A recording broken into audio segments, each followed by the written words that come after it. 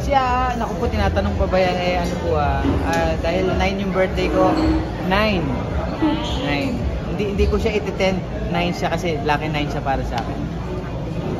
Lucky 9, sabihin, swerte. Initial reaction mo nung nalaman mo na makakapartner mo siya sa pelikula? Nagulat ako, pero nung time na nalaman ko na magtatambal kami, sobrang happy ako kasi for me is parang reunion namin to from 2008 tapos tapos noong 2023, so ilang taon na siya, 15 years, yes. Yeah. Pero ibang usapan pag leading lady, pag lady. Yes po, totoo naman. Ang tawag dito, paano mo tinimpla? Ano nyo, chemistry nyo? Kasi mas ikaw magdadala dahil ikaw ang komedyante. Siya hindi masyadong nag-comedy. Yes po. Siguro po, meaning na tinimpla, dito po sa movie na to, yung naging rapport namin, yung naging karakter namin is para sa akin, organic yung lumabas. Kung ano kami sa totoong buhay, yun yung nai-apply po namin sa movie. Kaya yun po yung lumabas at saka yun yung naging resulta ng pelikula na Kidnap for Romance. Ibig sabihin may kalog side para sa Christine. Kasi Sobra! Hindi namin alam yan dahil seryoso. Sobra, hindi lang alam ng karamihan si out of camera, sobrang kalog niyan. Lalo na kapag gusto niya yung ginagawa niya, gusto niya yung harutan, something ganyan. Madalang siya ng tulog, mas gusto niya yung makipagkaladyan sa out of camera, sa dressing room, sa tent namin, kasama ng mga ibang mga kasama namin, yung pamilya namin dito sa Kidnap for Romance. Yeah. So nagulat ka ba? Yung mga qualities na nagustuhan mo kay itong ginagawa niyo? Sobrang ano niya kakaibang babae si Aa. Parang may something hindi naman misteryo, something para sa akin maano siya, malalim na tao na hindi lang alam ng karamihan, and then nakakatuwa siya, sobrang pagkasama mo siya, para kumbaga sa kaninang nabanggit na chick magnet yung mga komedyante, pagkasama mo siya mahahawa ka sa atmosphere niya, may sarili siyang atmosphere na nakakatawa talaga. So nagulat ka ba na ganun si Christy? Sorry? Nagulat ka ba na ganun si Christy na meron palang funny side siya? Yes, nagulat ako, and then naramdaman ko na po yan dati nung nagsama kami nag-guest kami kay Luis Manzano sa Minute to Win It. Alam ko nag-trending siya noon nung nagsama kami sa game show na yun. Yun, sabi ko parang may something kami. Parang may something connect kami, something kami. Boy, nabanggit mo yung chick magnet ang mga komedyante. Nararanasan mo ba ito? Hindi naman makikakaila, pero siyempre ikaw pa rin ang iiwas. Iiwas? Ikaw pa ang may Yung ganitong pagmumukha Ilan na naiwasan? 100%. Seryoso? Hindi. Maging kaibigan naman halos yung mga lalo na yung mga fans talaga. So naging lapitin ka talaga? May ganung pagkakataon, hindi naman may iwas. Siyempre pagka hindi mo sila pinansin, baka sabihin, you've changed. Wow! Pag-type mo, iwasan mo pa rin? Ano?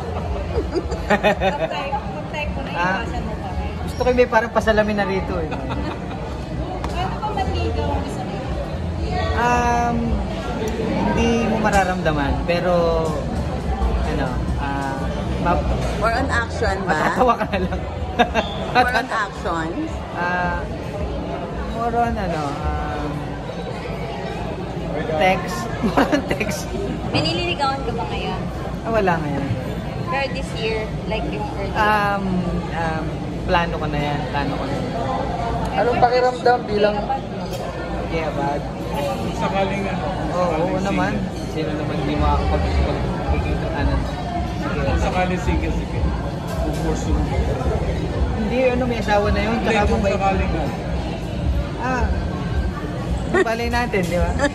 Sir Empoy, Bait yun, kaibigan. ilang taon na po? Ako po, 30 plus ako. Thank you.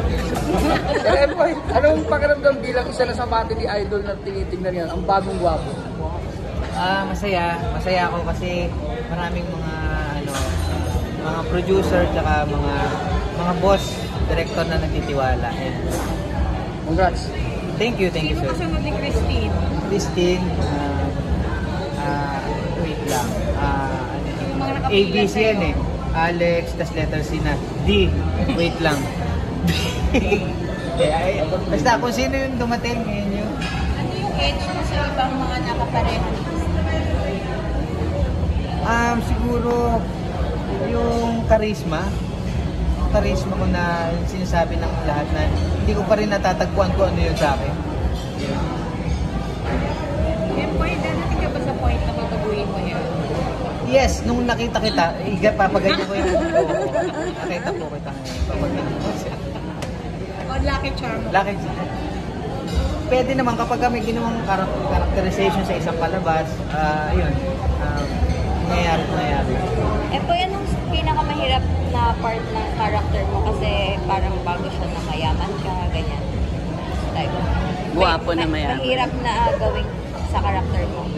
Karakter sa totoong buhay. Hindi, dun sa role mo. Sa role, ay yung Sa movie. yung mayaman. Mahirap maging mayaman. Mahirap mag-inchik eh. Kasi inchik ako dito eh. Tsaka, mayaman talaga. Kasi mayaman. Yung karakter ni Gudo Preto talaga. Pag nakapanood yan ng mga sabihin sa'yo, napakaswerte ni Empoy. Kasi ang dami yung sweet scenes ni Christine. Ang dami mga nagchat-chat sa akin, lalo na yung mga crush si Aa talaga. Oo. Dati pa, mga batchmate ko nung elementary, high school, college yan. Sobrang nagchat-chat sila sa akin na pagbati ko daw sila, pag-greet ko daw sila. Sige ako, sinisingin ko nga eh, 20 eh. So, Empoy, parang dun sa trailer, parang may sweet, may intimate scene kayo. So, may love scene pa kayo dito. May love scene, siguro dapat panoorin nila yon lahat ng mula umpisa hanggang dulo. Basta hindi lang siya comedy eh. May matututunan ka talaga. So, anong favorite scene mo doon? Yung love scene. Yung bed scene. Bed scene. Halos lahat eh. Halos lahat gusto ko yung mga scene kasi dinadissect talaga. Dinadissect? Frag? Frag? Hindi, pinag-aaralan namin mabuti kung paano namin bawat sequencing. Wala ka naman natanggap na text kay Marco. Chinat niya ako, binayday niya yung namin. Tsaka si Marco, kaibigan niya. Hindi naman magsiselos yan sa isang dog. Dog. Joke lang. Malalakas nga ang appeal ng gayang yun. Ay, salamat po na marami kayo. Naniniwala ka ba ron na malakas ang appeal mo? Dahil ayan, tingnan nyo, ilang kayo. Sa akin kayo nakadikit lahat. Oo naman. Hindi nga, seryoso. Hindi, malakas at appeal nung sabi nila talaga yung komedyante talaga. Malakas yung dating sa lahat ng Meron na bang girl na talagang naghabol sa'yo? Oo. Meron, Meron? Basta, nasa ibang bansa pa rin. Nasa ibang bansa na yun ngayon. Talaga? Sila ng chicks na Ang ganda ng phone mo. Ha? Mukhang meron. Si kuya kuya. Para lahat na lang ng chicks na nawawala sa'yo pupunta sa ibang bansa. Paano ba magmahal kasi ang isang Empoy? Wait lang. Masaya. Basta masaya ka. Yan, mahal kita. Ikaw, katulad mo. Ilang percent yung ad-lib sa pelikula? Kayo Percent. Hindi ko masabi. Pero po yung script, binasa namin yun. Pero si Direk Victor kasi, binigyan niya kami ng